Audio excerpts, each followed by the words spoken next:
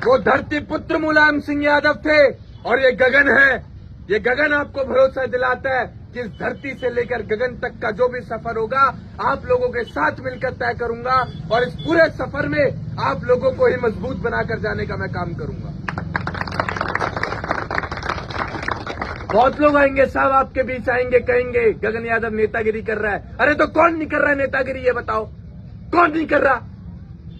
मैं 1000 किलोमीटर दूर से चल के आ रहा हूं, तो अगर कोई मुझे कहता है नेतागिरी कर रहा है तो मैं कह रहा हूं हाँ मैं कर रहा हूं नेतागिरी। बताओ मेरे नेतागिरी करने से आपको कोई व्यक्तिगत नुकसान हो रहा है? हो रहा है आपको कोई नुकसान मेरे नेतागिरी करने से? जब नुकसान नहीं हो रहा है तो स्वीकार लो मुझे, और जब नुकसान होने लगा और लगे आपको कि अब गगन से हमारा नुकसान है तो गगन को कर दो साइड। मैंने ठेका नहीं लिया आपका, ना आपने ले रखा मेरा ठेका, तो क्यों घबरा रहे हो? फैसला आपका, उसका सम्मान करेंगे हम।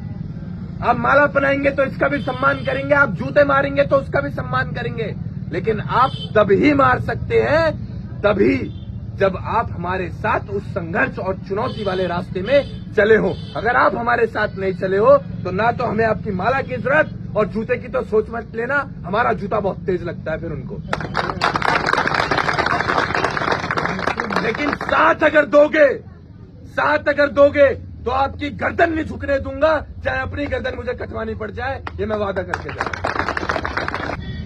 यहां मैं आकर आप लोगों को भावुक नहीं करना चाहता कि देखिए मेरे जीवन में आप लोगों की लड़ाइयां लड़ने के लिए, आप लोगों को मजबूत बनाने के लिए किन किन परेशानियों से का मैं सामना कर रहा हूं। मैं क्यों बताऊं भाई, ये मेरा निर्णय था, ये मेरा फैसला था कि मुझे अपने लोगों को ताकतवर बनाना है।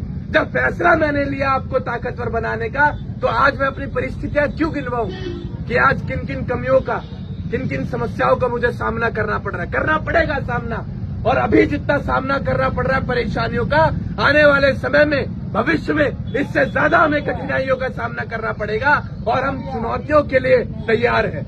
लेकिन आप हमसे वादा कीजिए कि इस चुनौती भरे सफर में आप हमारा साथ नहीं छोड़ेंगे। वादा आप कीजिए, साथ हम लेकर दिखाएंगे।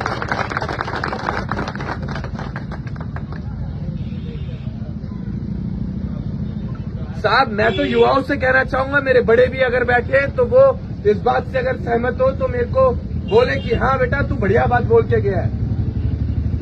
मैं युवाओं से कहना चाहूंगा, किसी भी ताकतवर आदमी के सामने, किसी भी बड़े नेता के सामने अपनी गर्दन ना झुकाए। अगर किसी के सामने गर्दन झुकानी है, सर झुकाना है, तो अपने माँ बाप के सामने झुकाए, अपने समाज के सामने झुकाए।